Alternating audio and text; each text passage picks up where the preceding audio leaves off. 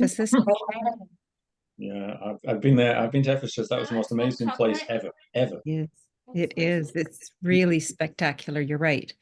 And they continue to do excavations all the time. So, it keeps getting better, which Keeps is getting good. better and better. Expose more. That's right. Hi, Dan. Hi, friends. I will remute. Hi, Dan. Hi, Anne.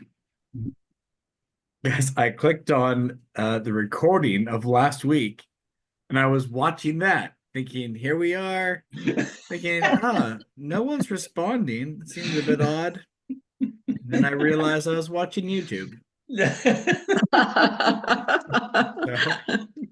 off to a good start tonight.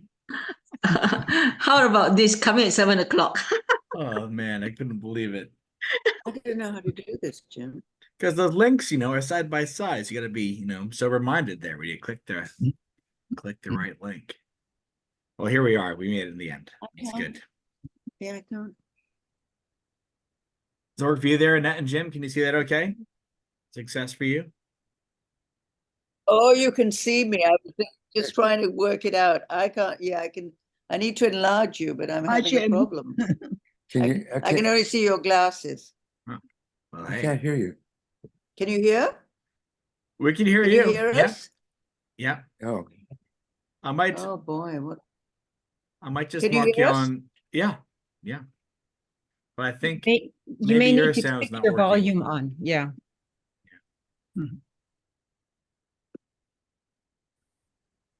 All right. Well, my clock says Okay. 8:01. Should we be bold and just go for it right away? Let's do it. Let's be timely. Let's do a quick review here for where we were last time. So we were able to finish off 2 Thessalonians. Quite the accomplishment. Good job, team. Thank you, Paul, for that. We went through the second half of the book, and I remember Paul talking about how there was that almost a second beginning. So the previous section on judgment and the return of Christ was a sort of quick sidebar for Paul, as he then dives into that last bit about trying to stand firm and hold fast, about avoiding idleness, and offering some good words of blessing. And then we wrapped up by looking at a little bit of the context for Philippians, which brings us to today. So right before we start, I got a prayer for us. This is a prayer of Saint Simeon Metaphrastes. Metaphrastes is a strange word meaning metaphrase.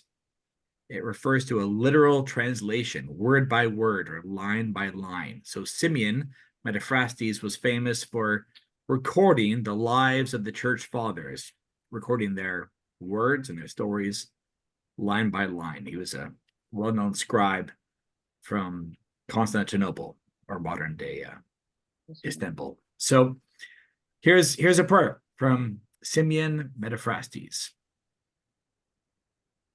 Consume me not, O my Creator, but instead enter into my members, my veins, my heart.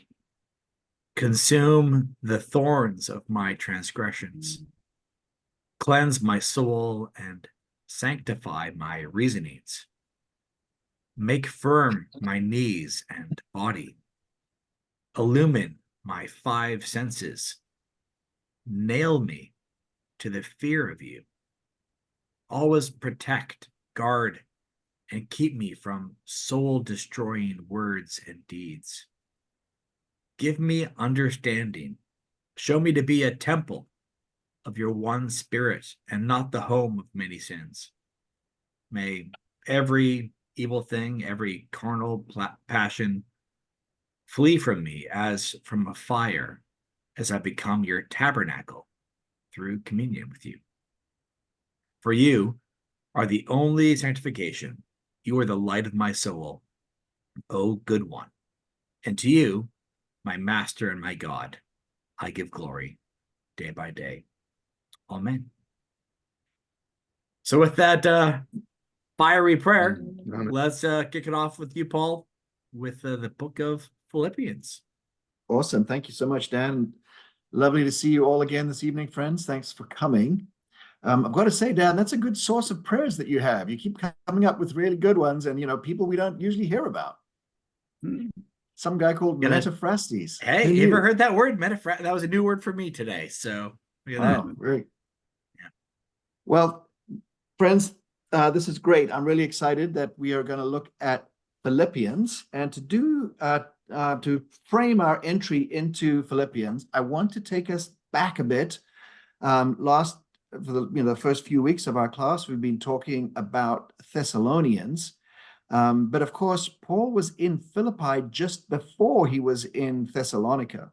So I want to start off today by kind of winding back the clock to Acts chapter 16 to remind ourselves about Paul's arrival for the first time in Macedonia, which is the region where both Philippi and Thessalonica are, and to remember the really quite amazing story of the gospel's arrival in Philippi.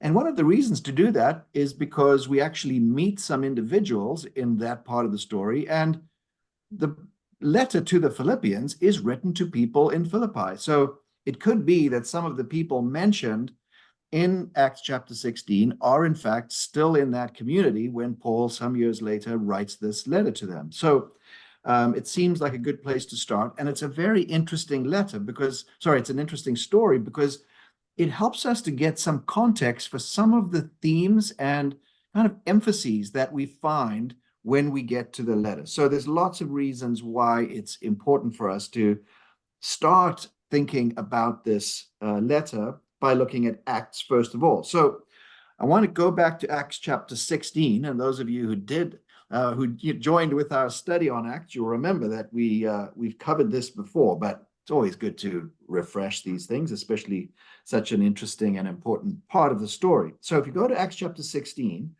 and you cast your eye down to verse 8 or so, we find that Paul has been traveling through Turkey, essentially. He's been traveling through Asia Minor, and he's been heading towards what in Roman times was called the province of Asia. And it says that they passed by Mysia, so they're traveling through the interior of Turkey, and they came to Troas. Okay, so they've come close to the coast. They come right to the west coast of Turkey, and they're about to perhaps go south, perhaps go north, and then something significant happens, because it says in verse 9, so Acts 16, verse 9, it says, during the night, Paul had a vision of a man of Macedonia, the Macedonian call. He had a vision of a man of Macedonia standing and begging him, come over to Macedonia and help us. Okay, so someone calling from across the water, across the Aegean. So after Paul had seen this vision, it says, we got ready at once to leave for Macedonia, concluding that God had called us to preach the gospel to them. So they interpreted Paul's vision as a direct guidance from God, divine guidance, that this man calling them this vision of this man had been given by God, and that they needed to go and preach the gospel in Macedonia, not to stay in Asia, not to go to Ephesus, that Paul would eventually go to Ephesus, but to cross over the water to the other side. So it says that from Troas, we put out to sea and sailed straight for Samothrace, which is a small island, a kind of a stepping stone. Then next from there, we went to Neapolis, which is a large city on the northern coast. And from there, we traveled to Philippi, a Roman colony and the leading city of that district of Macedonia. And we stayed there several days. So there we find Paul arriving for the first time in Philippi. And I want us to notice two quick things. The first one is, if we go back to verse 18, it says, after Paul had the vision, we got ready at once to leave. And that's the first time in Acts that it says we did this or we did that. Up till now, it has always been saying he, she, or they. So it switches from the third person to actually speaking in the first person plural. We did this.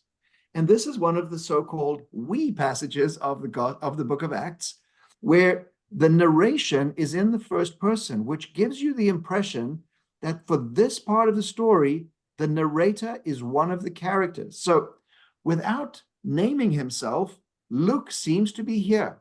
So the author of Acts is Luke, you'll recall, and it seems that Luke is actually in the story.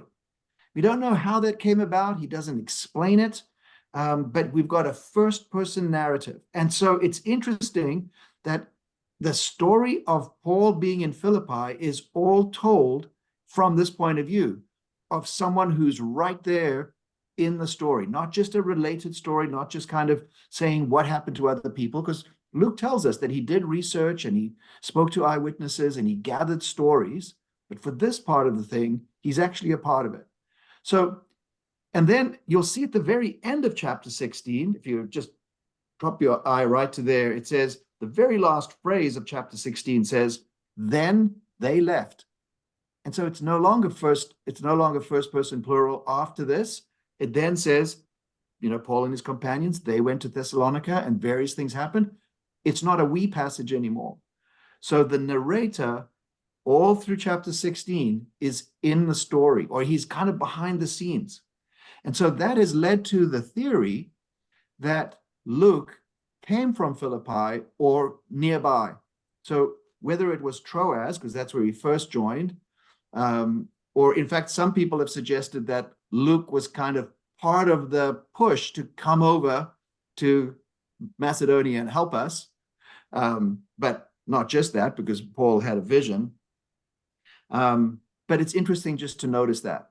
And then later on in the book of Acts, when Paul passes through Philippi again, it turns back to we for a while, and it goes like that for a few chapters, and then it drops out again. So there's kind of confirmation that the we passages are connected to Macedonia, and then it's quite possible that the narrator is from there. So maybe Luke himself is from Philippi. So just kind of tuck that in the back of your mind, because it's an interesting little factoid. Okay, so they cross over and they come eventually to this city called Philippi. And notice there that it's referred to as a leading city. That just means it's a significant town. It's not the biggest city by any means. Thessalonica is bigger. Even Neapolis was bigger. And certainly Corinth and Athens were bigger places. So it just means that it's a significant town, a significant provincial town. But the important thing to notice there is that it's designated as a Roman colony.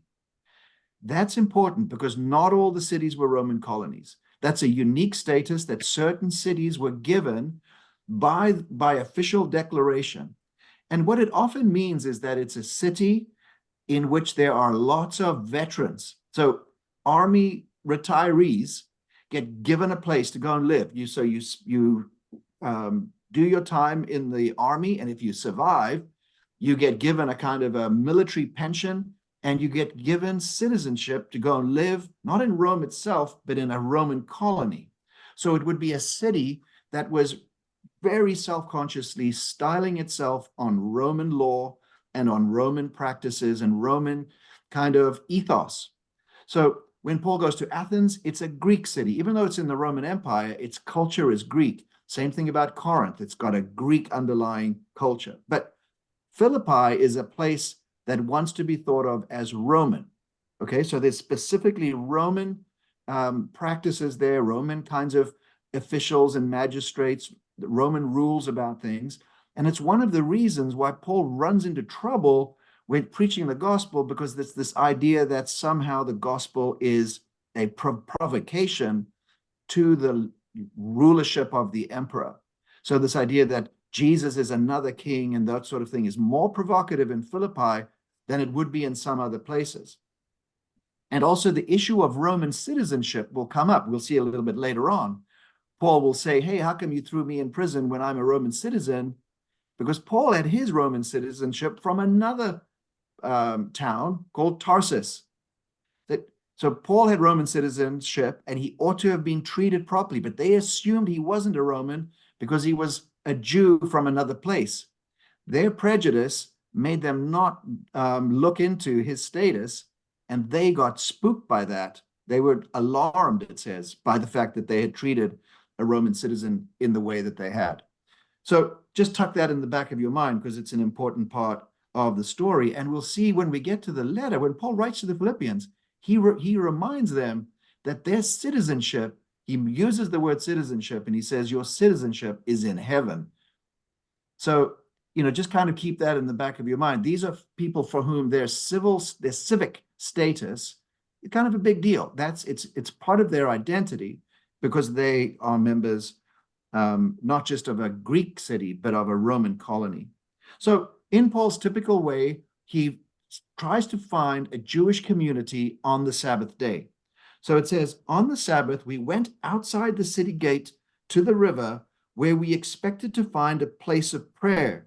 And we sat down and began to speak to the women who had gathered there. And one of those listening was a woman from the city of Thyatira named Lydia, a dealer in purple cloth. She was a worshiper of God, and the Lord opened her heart to respond to Paul's message. When she told the members of her household, when she and the members of her household were baptized, she invited us to her home. If you consider me a believer in the Lord, she said, come and stay at my house. And she persuaded us. Okay, so there's that wonderful story about Lydia, the first person in Europe, you could say, who is named as a convert to the gospel. Now, at this time, it wasn't really a big deal that they had crossed over into Europe. We think of, there's Asia and there's Europe on the other side. For them, this is all the Greek world. It's all the Greco-Roman world. It's all the Roman Empire. So for them, that crossing over is not such a big deal. Sometimes people make a huge deal about, oh, it's the first convert in Europe. No, it's just kind of, it's interesting perhaps.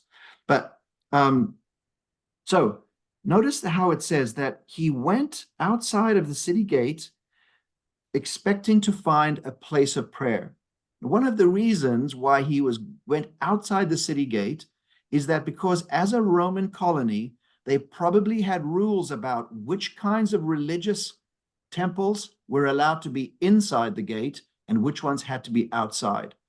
And so it's probably part of the Roman environment that they regarded the Jewish religion as something that you can have a temple, you can have a place of worship, not inside, outside.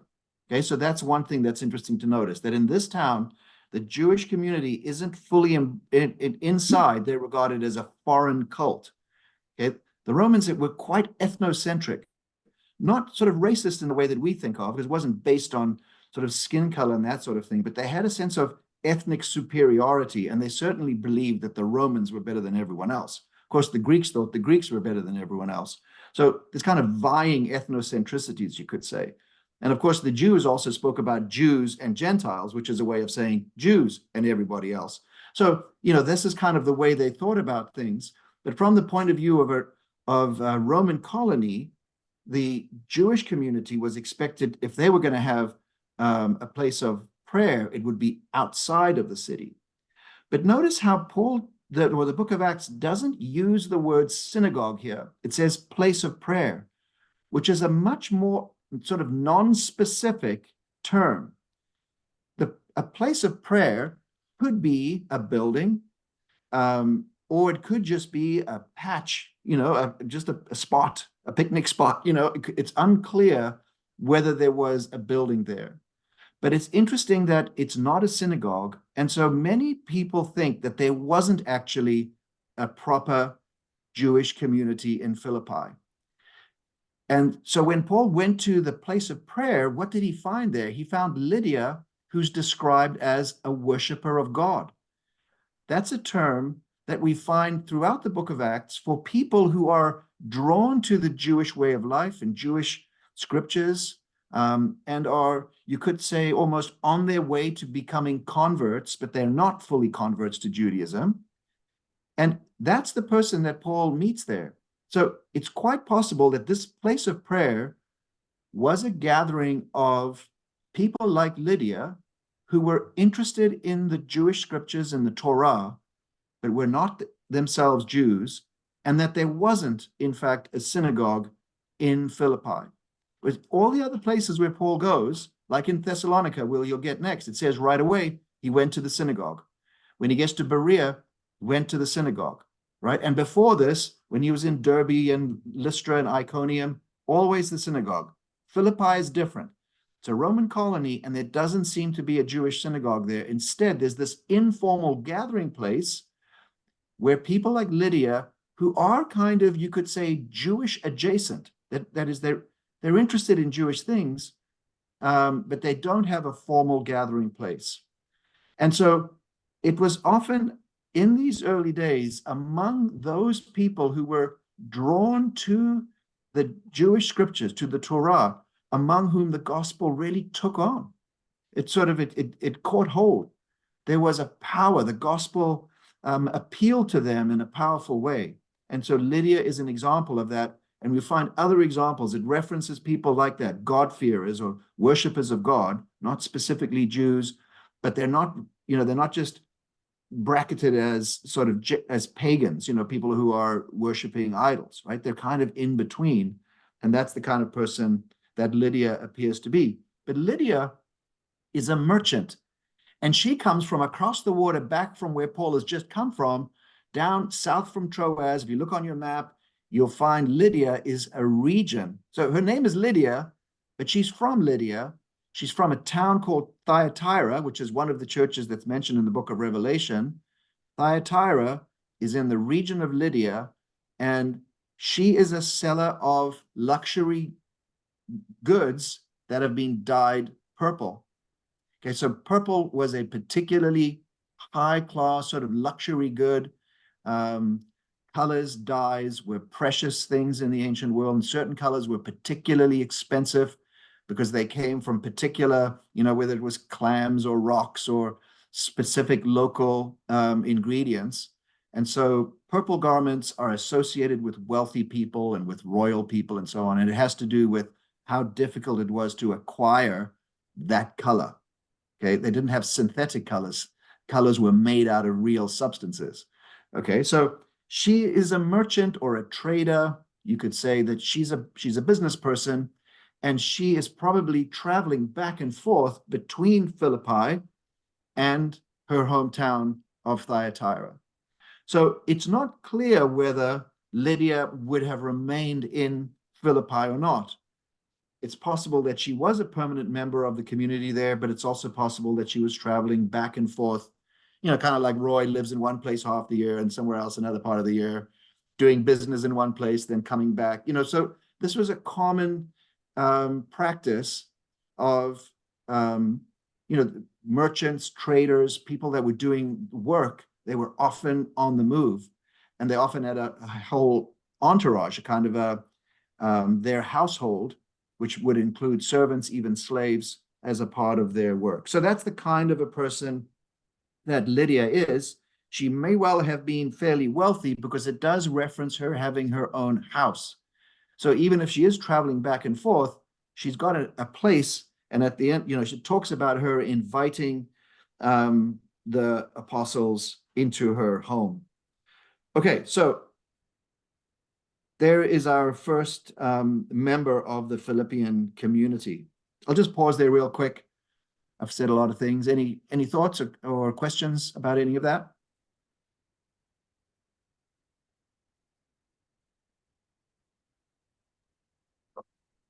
Any thoughts, Paul, about that line there where it says that Lydia and the members of her household were baptized? Mm-hmm. Is that an allusion that she's the head of her household by using that sort of a pronoun?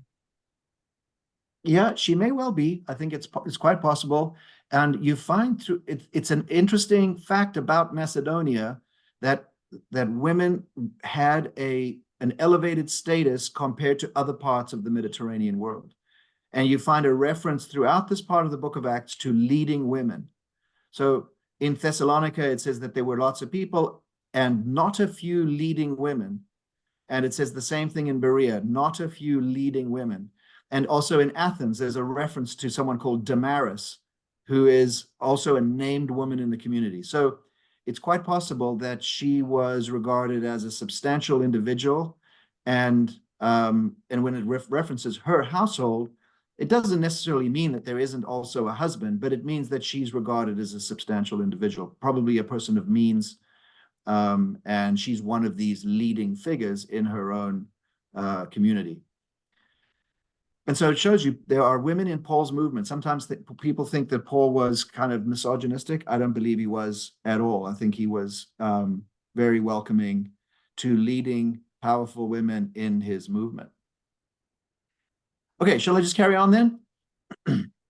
Okay, so then the next story is this interesting one about a woman or a girl from the absolute opposite end of the socioeconomic spectrum. Right here, we've got a slave girl who is possessed by a certain kind of a spirit, and the owners of this poor girl are using her to tell the fortunes of people. Okay, so she is the absolute opposite of the kind of, you could say, an empowered, wealthy woman. Here you've got the opposite of that, a disempowered, very poor woman or young girl. And it's interesting that it describes the spirit that she has, the spirit by which she predicts the future, as a Pythian spirit. Okay, that probably doesn't come through in your translation, but there's a Greek word that relates this little girl to a famous temple in a Greek city, a few hours away, called Delphi. Delphi was a famous temple in the ancient world where people from all around the world would go to listen to the priestess who was regarded as, and the priestess was listening to the god Python. And there people would go from all the world to hear what the oracle had to say. The oracle would give sort of amazing, like predictions and give people business advice and tell them whether or not they should do a particular venture of business or whatever. The thing about the Pythian spirit, the Python spirit, is that it always gave ambiguous oracles about the future and so on. But these slave owners were kind of marketing this little girl as if she was someone who could kind of give oracular statements, kind of like you could get if you went to this famous temple far away. So instead of going off to Delphi, hey, this little girl, for a few bucks, she'll tell you just what you need to know. Okay, so she was being marketed, you could say, as someone who has this kind of a spirit. And she starts shouting at Paul and the rest of us. Notice how it's still us. These men are servants of the Most High God who are telling you the way to be saved. And she kept this up for many days. And so that reference to Most High God is important because remember, the Greeks and the Romans had lots of gods and they had a hierarchy of gods. And the highest of them in their mind was Zeus, but there were lots of other gods as well. She doesn't name the god. She doesn't say they are servants of Zeus. She says they are servants of the Most High God.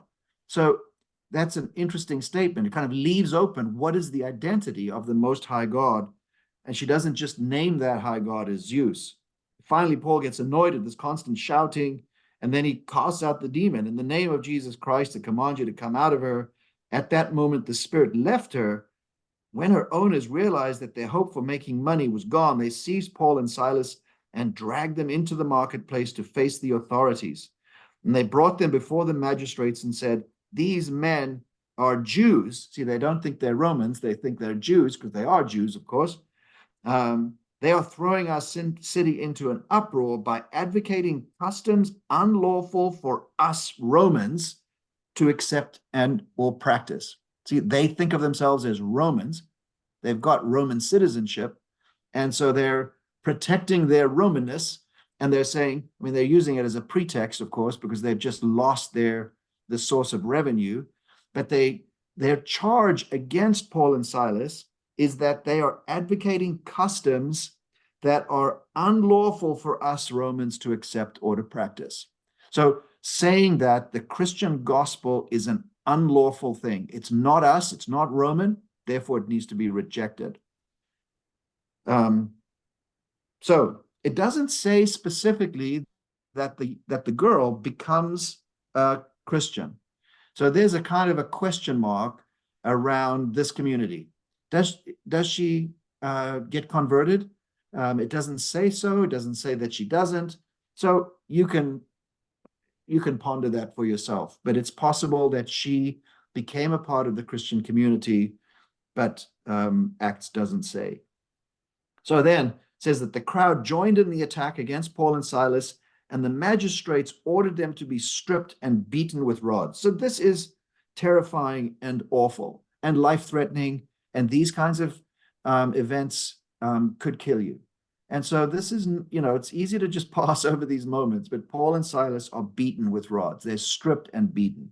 This is shocking and devastating to them physically, emotionally. This is a traumatizing kind of a thing to happen. And it says, after they had been severely flogged, they were thrown into prison, and the jailer was commanded to guard them carefully. Now, one of the things that people have noticed about this whole story in Philippi is that the designation of the various officials is always right on. Paul, the Acts talks about magistrates, it talks about other kinds of authorities and so on. And the language is precise, and it matches what we know about various kinds of bureaucrats and officials and so on in these cities. And it suggests again that the author he's right there, a part of this, and we get more detail in this story than we get in other places. And it's partly because this is where he's actually from, and he's a part of the story. So they get put into prison, told to be guarded carefully. And when he received these orders, he put them in the inner cell and fastened their feet in stocks. So they're devastated. They've been flogged, and they're just locked up, and their feet are in stocks. They're just in kind of wooden shackles, unable to move, to spend the night.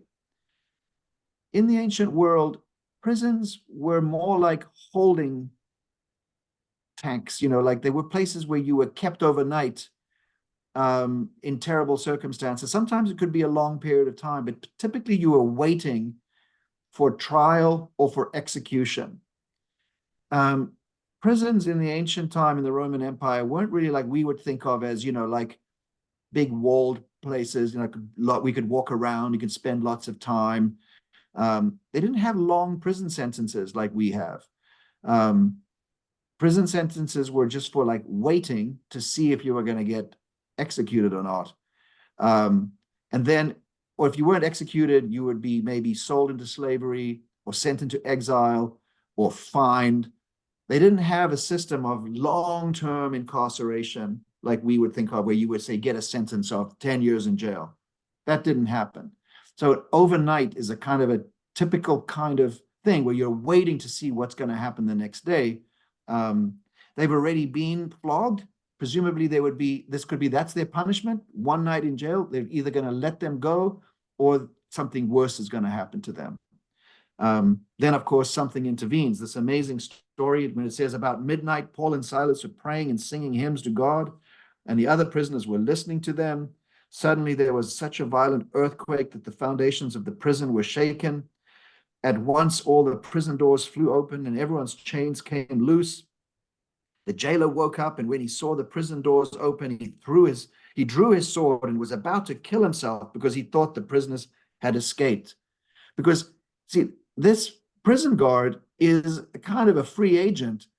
This is his business. He's keeping this prison under control. And if he loses all of these prisoners, however many there are there, it's going to be on him. And so he can't stand the thought that he's going to be a prisoner in one of these places, and he's going to be punished in just the way that these kinds of people were inevitably punished. So it's a brutal kind of a system. There's no kind of like, wow, that's awful. What happened to you? Oh, there was an earthquake, and everybody was, there was an earthquake because they were singing.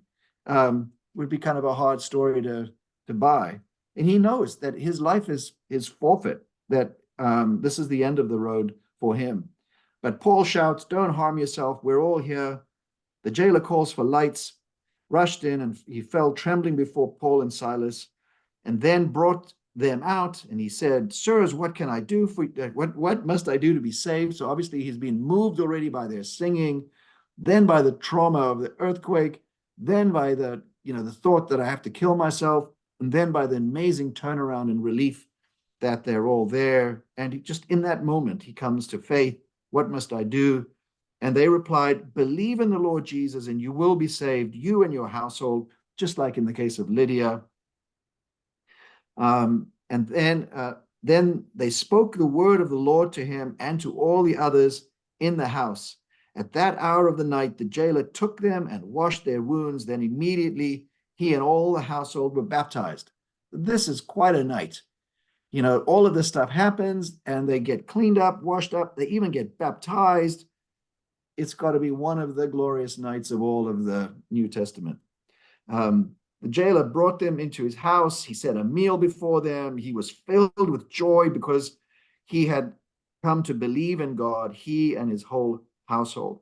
Household all the way over and over again. It means, dad, mom, kids, but also extended family. It could be the jailer's own parents. It could be, depending on how big the household, it could be extended members of the family, but also any servants and even slaves, or even attached workers who are kind of in partnership or anything like that. The household is a large economic, doesn't have to be large. He's probably not very wealthy, but this reference to Lydia's household and the jailer's household is an indication that there's a little constellation of people that's not just what we would think of as a family, is a nuclear family with other connected individuals as well. So when it was daylight, the magistrates are back in the story. They're like, okay, it's time to let these people go. They sent their officers to the jailer with the order, "Release these men." And the jailer told Paul, "The magistrates have ordered you and Silas to be released." So that's probably, what they decided, no further punishment, time to let these guys go. We've already punished them badly enough. So now you can leave, go in peace. Well, there's an empty little blessing if ever there was one. But Paul said to the officers, and the word officers there is also a technical word that Paul uses correctly in this context. He says, "They beat us publicly without a trial, even though we are Roman citizens." There's Paul's trump card. You kind of wish he could have said this earlier, "Okay, hang on, excuse me, I'm a Roman." But anyway, he's able to use it now.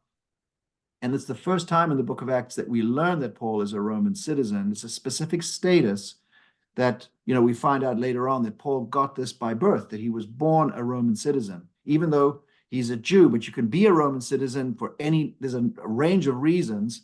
So in Tarsus, Paul and Paul's family had actually been Roman citizens. So he says, "You guys have thrown us into prison without a trial, and you've beaten us." And so he says, "And now do they want to get rid of us quietly? No, let them come themselves and escort us out." So Paul is aware of his rights as a Roman, and he uses this really forcefully now. It's like, no, they're in the bad. They're actually in big trouble. They've already invoked this idea that, hey, there's laws and customs here that we Romans follow. Turns out they broke Roman law by treating Paul and Silas the way they did. And these officials now realize they are in jeopardy. Okay, so they've got their bleak moment now, just like the jailer had his bleak moment in the early hours of the morning. So the officers report this to the magistrates, and when they heard that Paul and Silas were Roman citizens, they were alarmed. They came to appease them and escorted them from the prison, requesting them to leave the city. They still want them to leave because they were like, "We got to get rid of these guys. We're going to get in trouble if they stay around here." So it's a dramatic and amazing story. It says, after Paul and Silas came out of the prison, they went to Lydia's house where they met with the brothers and sisters and encouraged them. And then they left and they went to Thessalonica. And we know all about that because we already did Thessalonians. Okay, so that is an amazing story, really, of Paul's first being in Philippi, and that community would continue to be a core community for Paul. So when the book of Acts starts off, sorry, not the book of Acts, the story of Paul, we know that through the work of Barnabas, Paul's first kind of mission base, you could say, was Antioch, because that's where Barnabas was connected. So Paul was in Antioch and he traveled from Antioch. But once he comes into contact with Philippi, this community becomes a new place, a new anchor for Paul. And even though the book of Acts doesn't say that Paul spent a long time there, Paul's letters reveal that there is a strong bond of affection between Paul and the Philippians. And one of the things that really characterizes the letter to the Philippians is how sweet it is. It's a letter of friendship. It's a letter of joyfulness.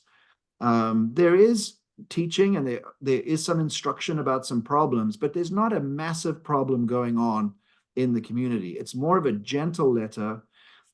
It's not like Corinthians where, there's just a lot of problems going on and very, very tense interpersonal issues. Paul's letter to the Galatians, Paul is just livid mad. And so, you could and then Paul's letter to the Romans, he's writing very deferentially to people he's mostly not met yet. So there's a different feel in the different letters of Paul. And this one that he will eventually write to the Philippians much, much later, of course, is one that will be characterized by friendship and by affection, because these people that we hear about now and others, of course, in that community become very dear to Paul. So as we said last time, just really briefly, after Paul leaves Philippi, he goes to Thessalonica, then to Berea, then Athens, then Corinth. He stays in Corinth for a long time. Eventually, he travels all the way back to Jerusalem and comes to Ephesus, which is not too far away. But at various points along the way, Paul does stop in and visit Philippi. Okay, so there's a few places I mentioned last time. Mostly, if you look at the beginning of chapter 20, you can see that Paul passes through Philippi. And when Paul lived in both Corinth and in Ephesus, he would have had easy access to the Philippians. And we know that the Philippians were sending help to Paul. They were sending him aid, financial assistance all the time. So that's something just to keep in the back of our minds, is that Paul's connection to Philippi had tangible elements to it. And we'll see the importance of that when we get to the letter. So I want to come now to the letter itself and ask ourselves, what is going on in Paul's life when he writes this letter? Okay, this is going to be years in the future now, right, from the story of Acts 16. Acts 16 happens in about the year, say, 48. By the time Paul writes his letter to them, it's the early 60s. It's so more than a decade had passed. So there's an ongoing relationship that we just know just the briefest amount of information. But here we find Paul writing a letter to them, and it's clear that something has happened. And so in a number of places, if you look at Philippians, he'll say things like, I want you to know that what has happened to me has actually helped the spread of the gospel in chapter 1, verse 12. So what has happened to me? Okay, and then there's another place as well that refers to the things that have happened to me. Just it's in 1 verse 12, and there's another place in chapter 1 as well that talks about something that has happened. And the thing that has happened is really, it's another deeply troubling and concerning issue, and that is that Paul is now in prison again. But this is a whole different issue. This is not a brief overnight waiting, just recovering from a beating as he received in Philippi. Paul is facing capital charges. Okay, so we don't know at first where he is. We know that he's in custody because he references his bonds or his chains several times. Okay, so if you just have a look, for example, let me just start I'll start reading at chapter 1, verse 1, and you'll get a sense of the circumstances that Paul is in. So he says, Paul and Timothy is still with Paul all these years later. It's really an amazing story of Timothy's loyalty to Paul.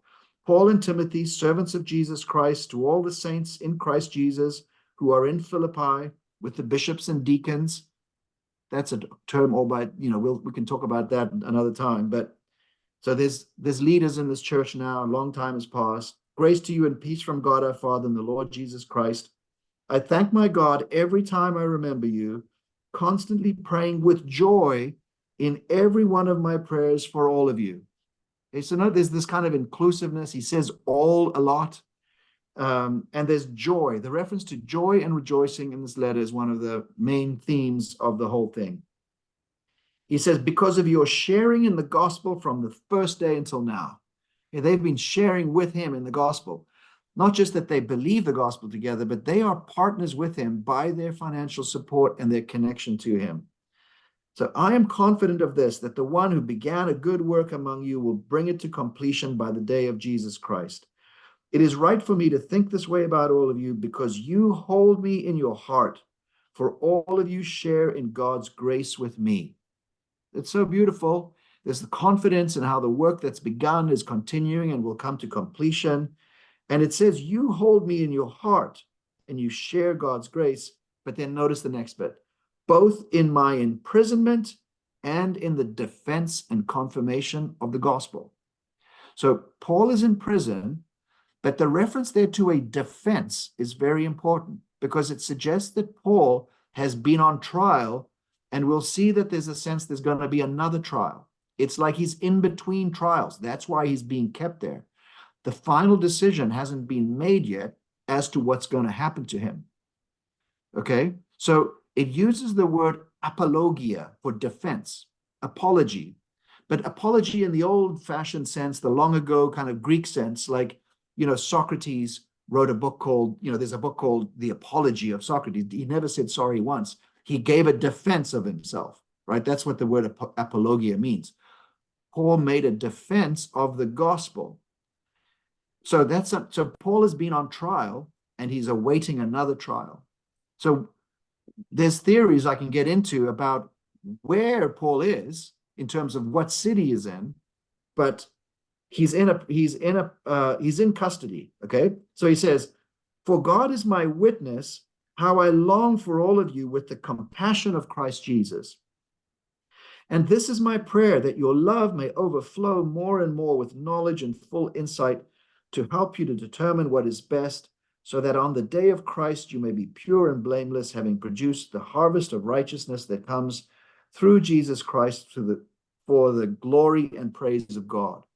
It's a wonderful prayer. We could spend a lot of time just thinking about the actual content of that prayer. But notice the love in it, the affection in it, and his concern for them, even though he's the one that's in custody. So he says then, I want you to know, beloved, that what has happened to me has actually helped to spread the gospel, so that it has become known throughout the whole imperial guard and to everyone else that my imprisonment is for Christ.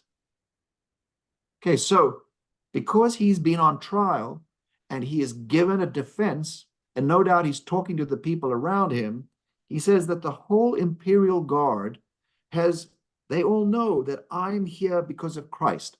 And this is important because it means that I'm not here because I'm a criminal. I'm not here because I've done something, that's broken the law in some kind of ordinary, heinous way.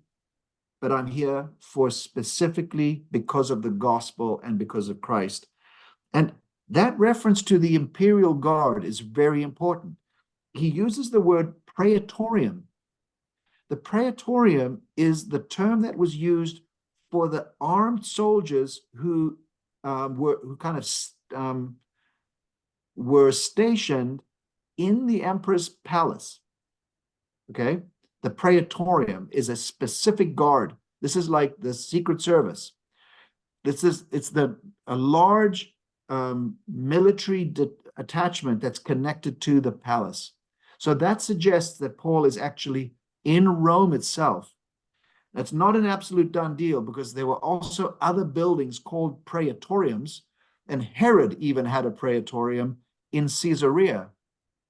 So it's possible that the praetorium that Paul is talking about, or the imperial guard, is actually when Paul was in prison in Caesarea, because you'll remember in Acts First of all, he's in prison in Caesarea, and he does actually defend the gospel more than once, and then he gets sent to Rome.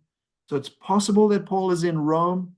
Sorry, it's possible he's in Caesarea in, say, the year 60, or that it's 2 years later, because he stayed for 2 years over there in prison, waiting.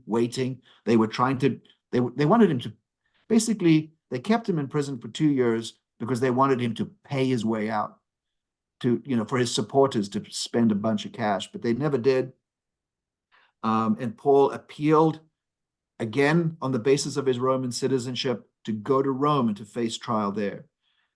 The traditional understanding is that Paul is actually in Rome. And I think that's probably the best on balance. There's lots of kind of technical things, but on balance, it's likely that Paul is actually in Rome. And one of the reasons for that is this reference to the imperial guard that has come to know about how Paul's imprisonment is because of the case, because of Christ. And then if you drop all the way to the end of the letter, you'll see there's another important reference where in his final greetings, he says, "Greet every saint in Christ Jesus. The friends who are with me greet you.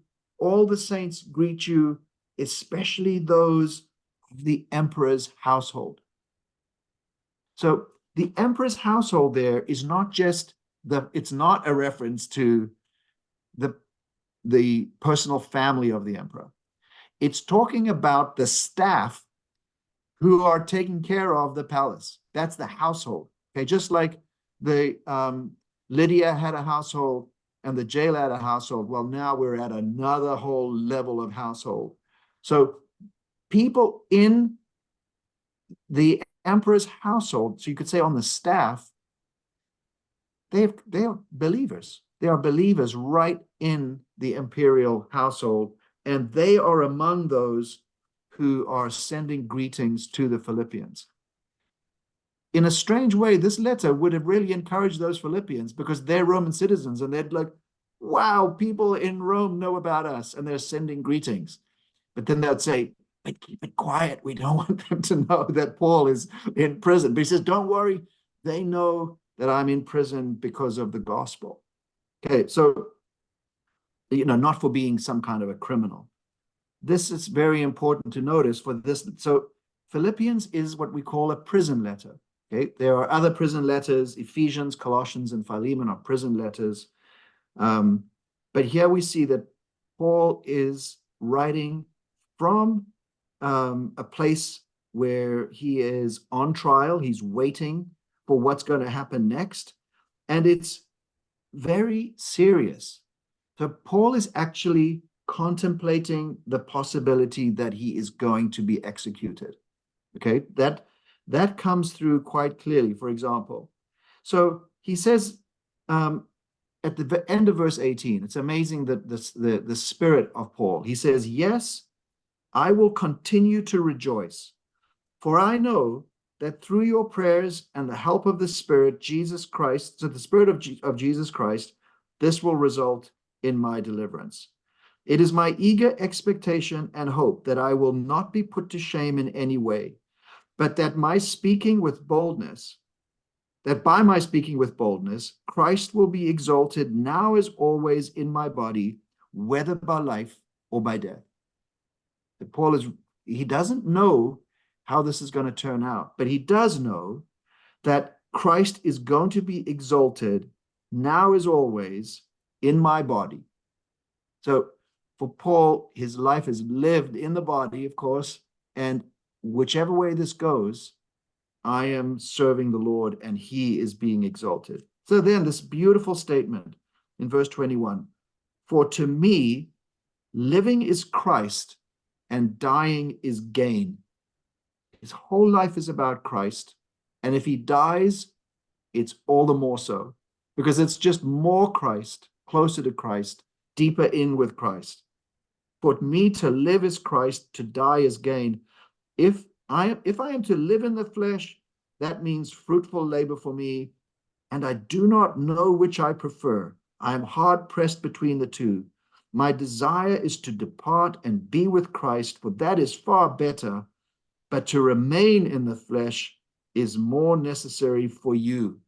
And since I am convinced of this, I know I will remain and continue with all of you for your progress and love and joy in the faith, so that I may share abundantly in your boasting in Christ Jesus when I come to you again. So Paul kind of resolves this inner debate about which is better. Is it better to be with Christ? Well, yes, that is better.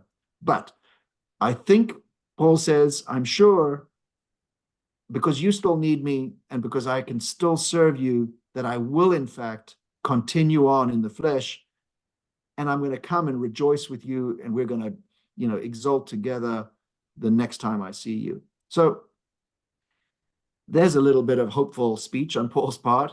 And because we don't know exactly all the circumstances around this, we don't know for sure if Paul did in fact get out of prison after this letter. It's possible that he did, because the thing that happens with the book of Acts is that it ends with Paul in prison, as you'll remember. He was in prison, he was under house arrest, he was waiting trial. But there's one theory that Paul did actually get out of prison, that this time that Paul was in prison, he actually had a good outcome, but that he was arrested again a year or two later, and that it's in that imprisonment, the second Roman imprisonment, where Paul was finally executed. Or it's possible that there was only one Roman imprisonment, in which case it would mean that Paul's hope here didn't actually come out in the way that Paul hoped.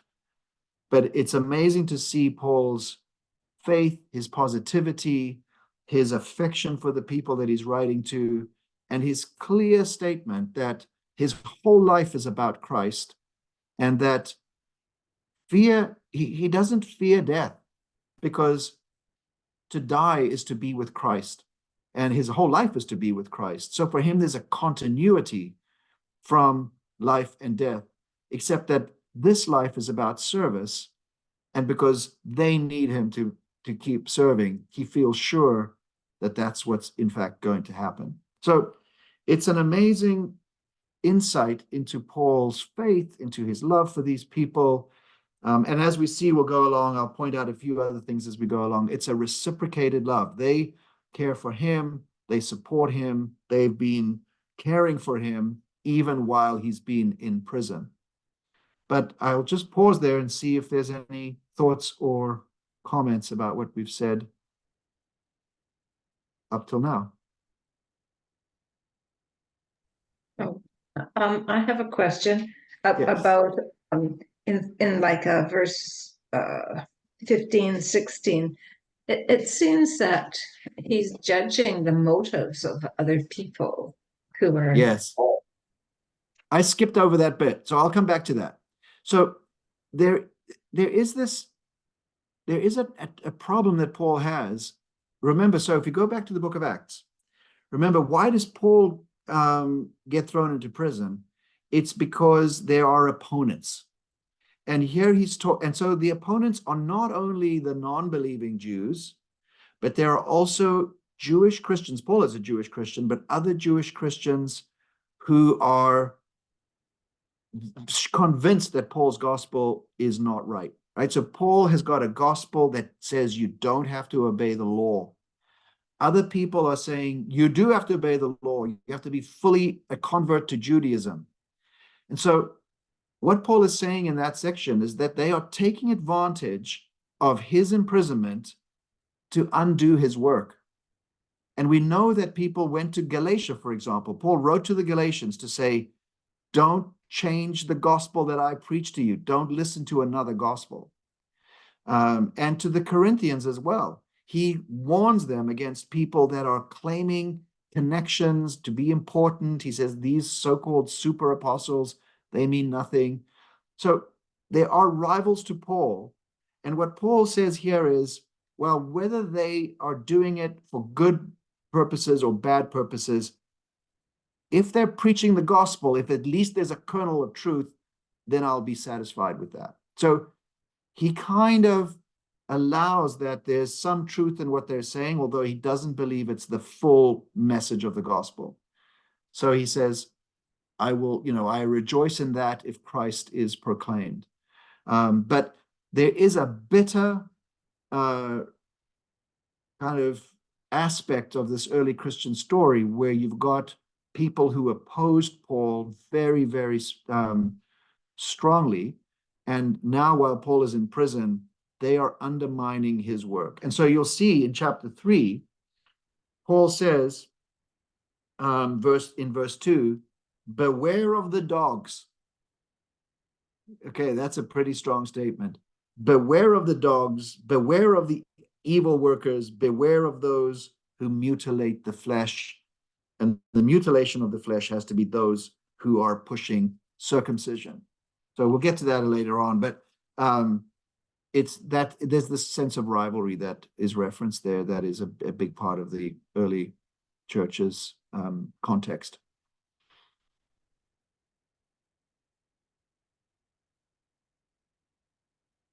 Any other questions or queries or thoughts or insights?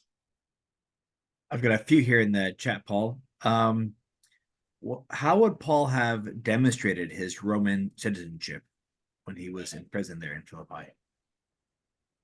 I don't actually know that. I will try to find out, but probably with a document of some kind.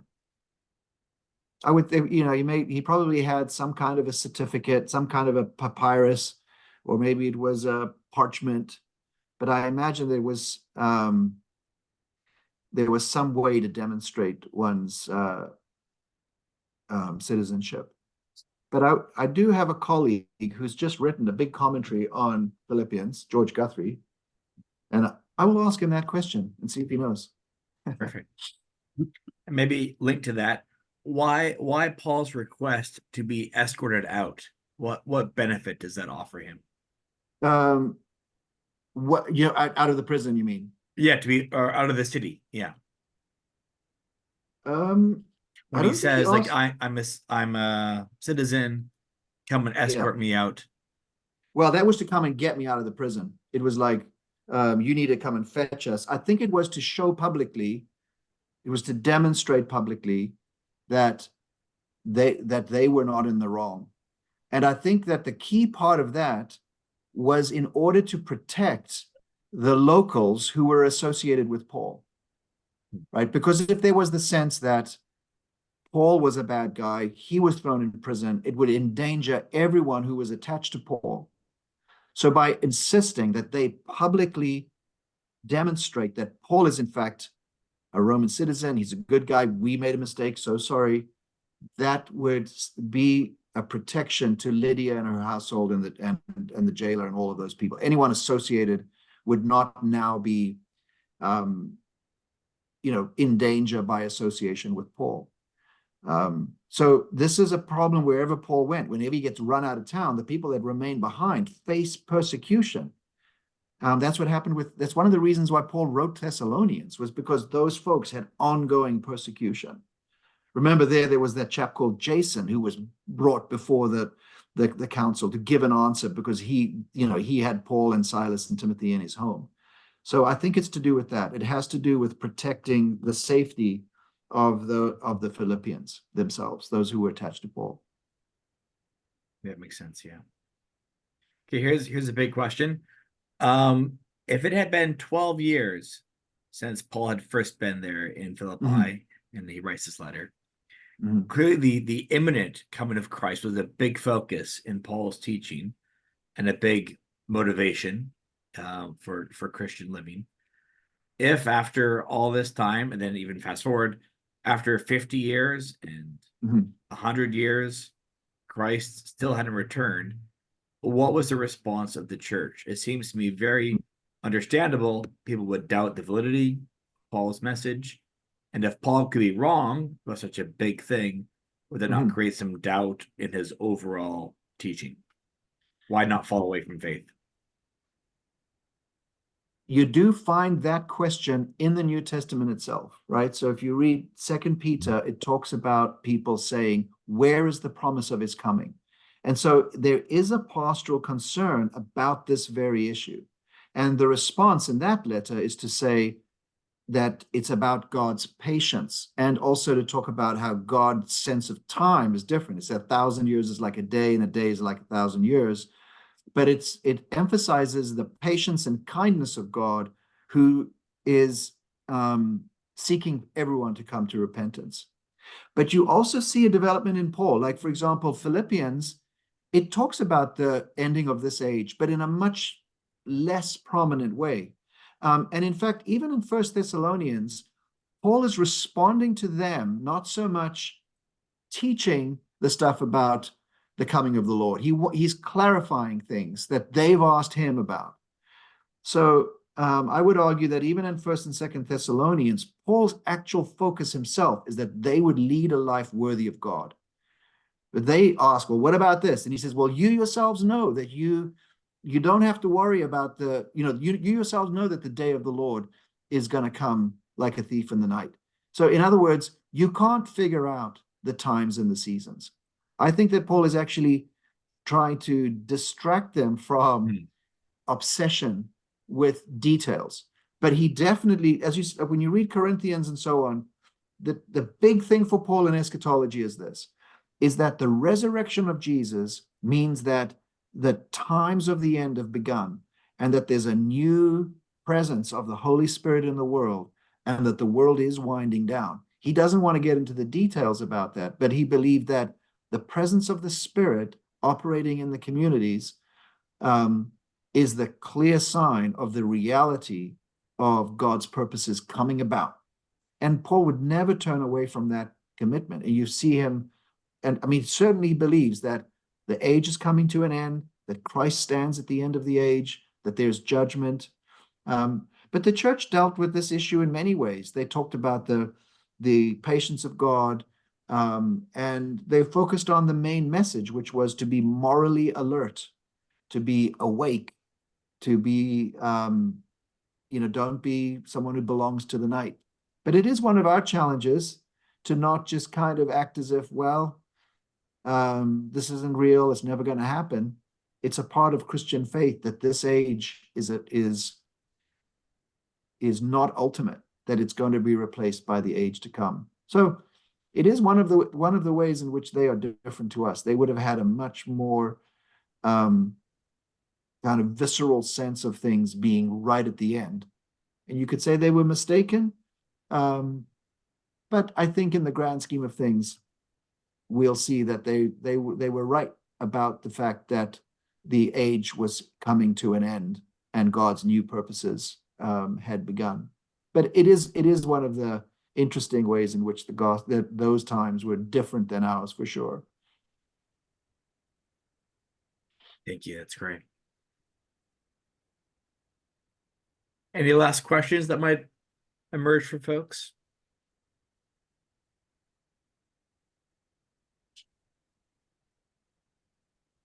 Well, I feel like we have an experience like the Philippians where we have a joy and affection with you, Paul. So thank you for this, be able to unpack well, these. That's a nice thing to say. Hey, there you go. And we'll continue. But not next week. We're going to take a hiatus next week. So that means, what is that? The 21st, we'll take a breather and we'll come back for the 28th. It's like the Philippians because I'm going traveling. I have to go to Toronto. It's like going to Corinth, like I have to go to a conference of deans of all things. Bronwyn's coming too, so we're going to go to Toronto. Pray for us that we can come maybe back send safely. us a letter, Paul. Yeah, okay. Nice one. Perfect. Filled with delight. That'll be great. Well, bless you on that trip, Paul, and you too, Bronwyn. Yeah. And we'll all be together then on March 28th. That's not a Nice. reminder next week as well. Great. Thanks, Thanks, Rob. friends. Thanks, Paul. Thank you so much. Thank you so much. Thank you. You're welcome, everybody. Thank you.